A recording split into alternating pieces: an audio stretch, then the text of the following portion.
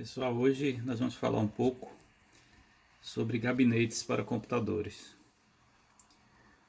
O gabinete vem a ser um móvel técnico utilizado justamente para acomodar no seu interior, né, os dispositivos, né, do computador.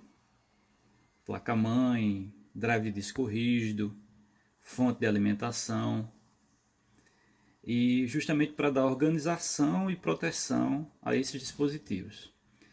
Para ilustrar nossa aula de hoje, a gente entrou aqui no site de uma loja para ver alguns modelos de gabinete e explicar as diferenças, as características, né? Então aqui a gente tem uma foto de um gabinete aberto. Aqui embaixo, no caso desse gabinete, é onde vai ser instalada a fonte de alimentação, né, que vai alimentar os dispositivos internos. Se a gente rolar um pouco aqui para as características desse HD, a gente vai ver que ele é do tipo ATX, né? Então ele vai ser compatível, a gente vê aqui nas características, nas especificações, compatível com placas-mães do tamanho Mini ATX, Micro ATX e ATX, né?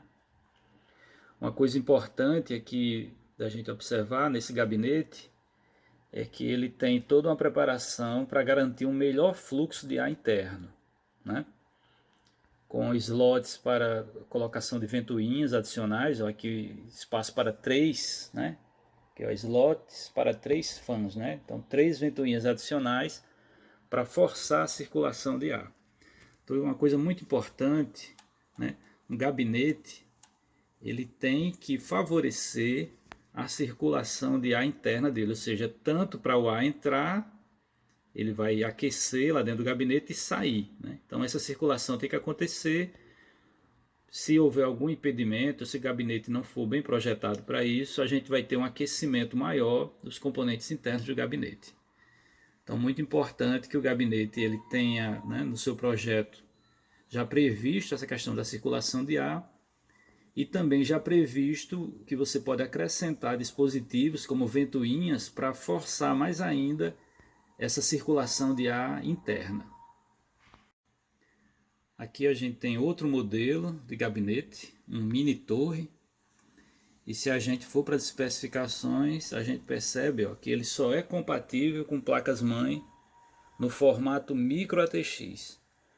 Então, muito importante observar essa compatibilidade, né? Ou seja, a placa-mãe, comprar o gabinete compatível com a placa-mãe que você deseja instalar nele.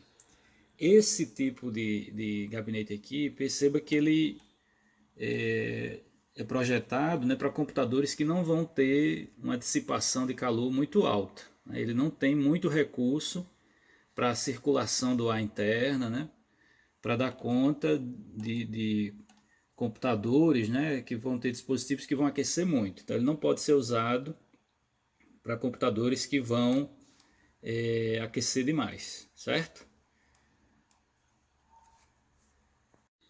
É muito comum atualmente a gente ter essa nomenclatura, né, gamer, para os gabinetes, né?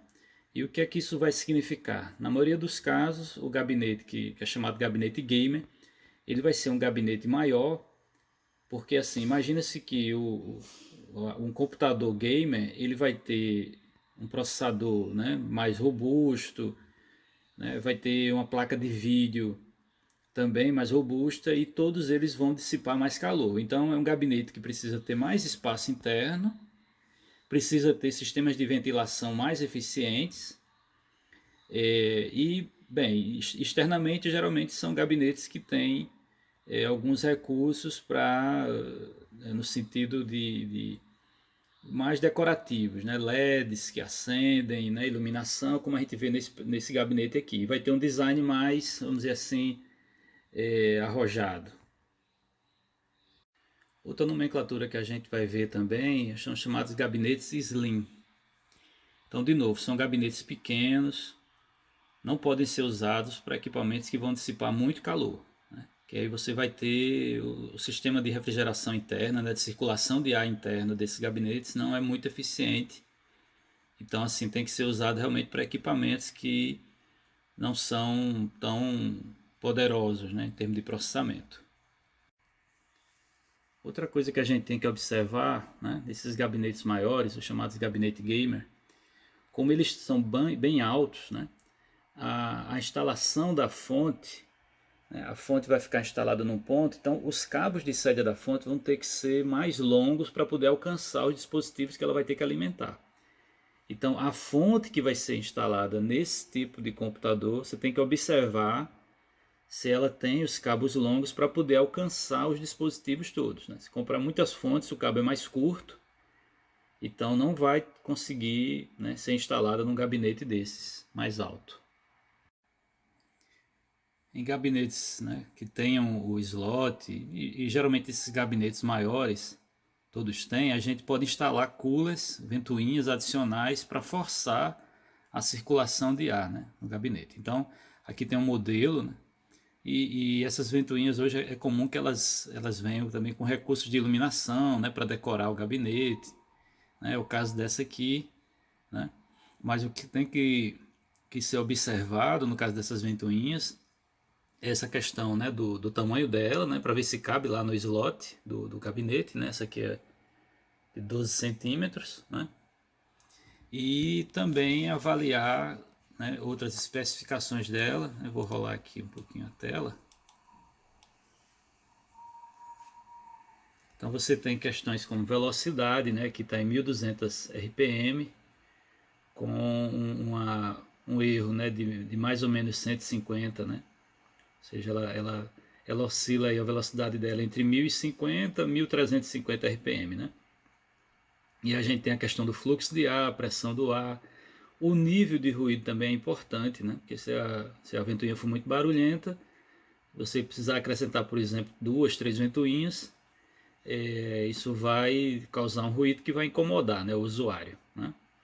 Então tem várias informações aqui importantes que você tem que observar na hora de adquirir uma ventoinha dessa para acrescentar, né, no gabinete, para instalar no gabinete e forçar, né, melhorar a circulação de ar interna do gabinete. E com isso, melhorar a refrigeração do computador como um todo.